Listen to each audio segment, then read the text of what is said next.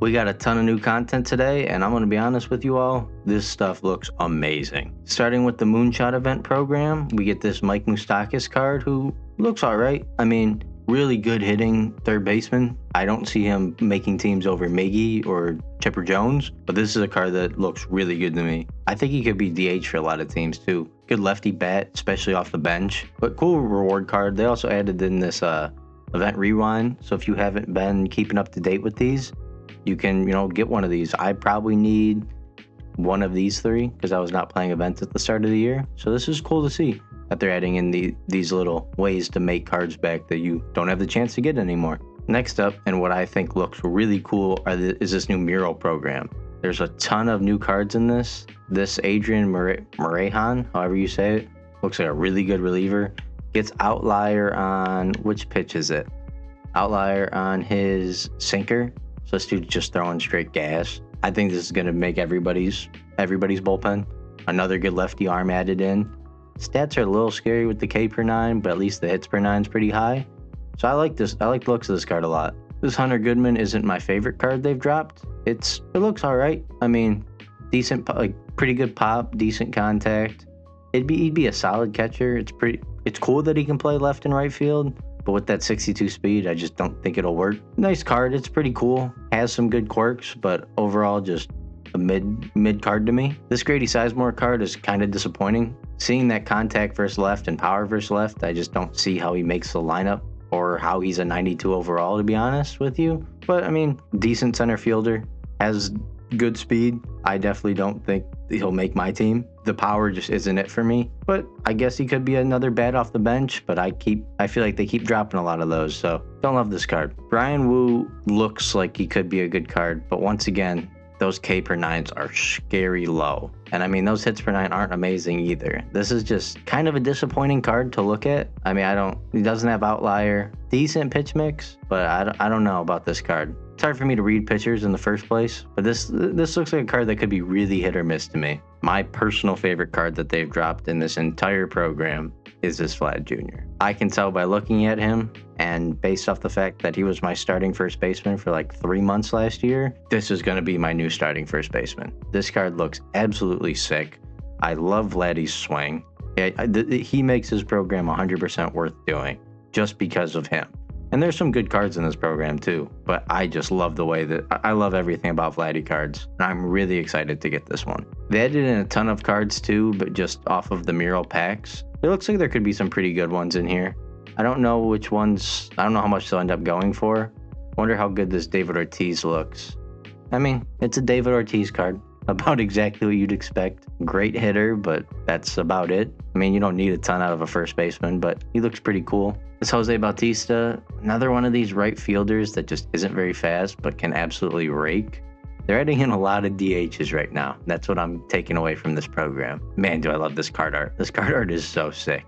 The only other cards that really stood out to me in this pack is this Troy Glaus card, who I wish he didn't play third base, but looks like a really solid hitter and a pretty good fielder overall too. I could really see this card being a pretty solid third baseman. And then this Tony Gwynn card. Now, me personally, I don't like using cards like this.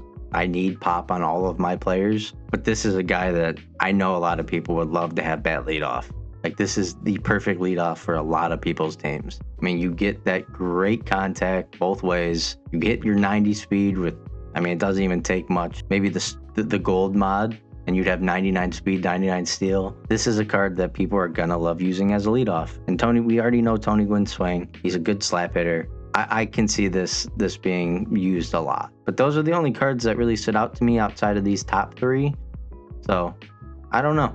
This Bob Gibson looked okay. His stats do kind of scare me against lefties. So that's why they didn't really stand out a ton to me. But that's all for this Mural program. And I mean, these are great looking cards. Even if none of these cards end up being good to use, man, does that card art look cool. The collection for this Mural program looks really good. I know it's going to be incredibly expensive, don't get me wrong, but this Vladimir Guerrero you can probably get without having to spend any stubs. Looks like a pretty decent right fielder. I mean, damn, that arm strength is crazy. The 70 power versus righties is a little saddening, but this looks like a really good card. Like I'm very happy with this, especially just for like, if you complete all the mini seasons, all those rewards, you complete the program, the Diamond Quest, you can probably get this card for absolutely free. And I love the looks of this card. This Roy Halladay card looks pretty solid. I don't love the fact that he doesn't have a ton of velocity to him, but he gets a cutter and a sinker, so you're getting some really good pitches out of him. Overall, looks like a really good pitcher to me.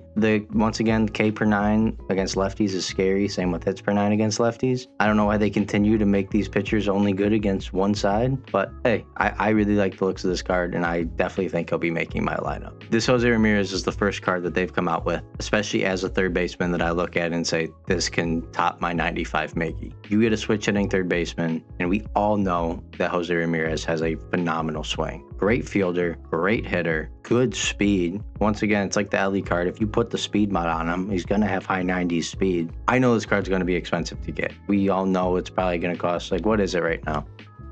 781K. Now, don't get me wrong. That's before you have any card. So it's going to drop, I'd assume, another around 350K after you get all the free cards. But man, does this card look so worth it. Jose Ramirez cards are always good, and I'm going to be trying to get this. This might top my live series grind for right now because I need this card. We also got the May Spotlight 2 to come out, and it starts with these two cards that just don't look very good to me. They're the complete opposite, really. You get a slap hitter, great contact, absolutely zero power, and you get a dude with a bunch of power with very little contact. I mean, this looks like a guy you would 100% have on your bench just to face righties. I'm not dealing with 60 contact left and 52 vision. I'm just not doing it. So I do not love either of these Tops Now cards. But this Yandy Diaz looks pretty cool. I mean, I don't love that power versus right, but I mean, that's a first baseman that you could easily add to your lineup. Because there is a lack of first basemen in the game right now that I would say are very good. So it's a little difficult to really say how much you'll see this card. But if you can get a power mod on him just to get that power versus righties up to close to an 80, I think this could be a really good card. And if it wasn't for that Vladdy just coming out, I would probably be putting this card as my starting first baseman. We also did get a brand new Mural mini seasons, which I'd like to see what cards you can get from this. This Bruce Sutter, we all know Bruce Sutter cards. I don't love them. He just doesn't have a really good pitch mix at all. I would not really use this card.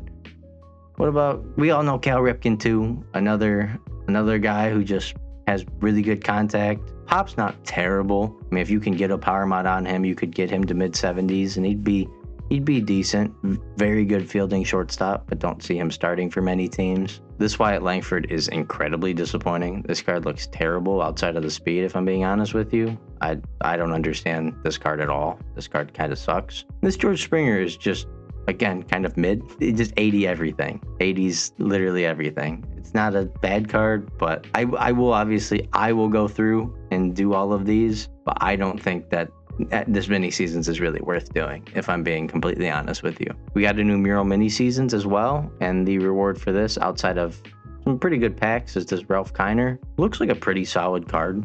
I don't know if he'll replace any other left fielders in the game right now. He's definitely really slow to play outfield, but he's a pretty good hitter. I mean, this card looks really solid, especially, like I said, they keep dropping a lot of DHs.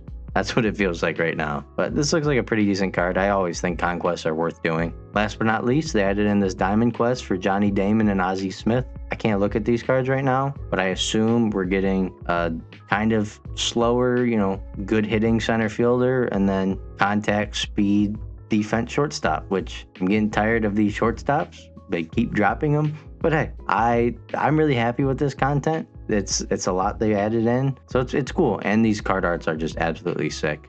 There's a lot of cards that I think will make my team in some way, and I'm happy with all this content. With that being said, thank you all for watching. Hope you all enjoyed. Please like and subscribe. See y'all next time. Peace.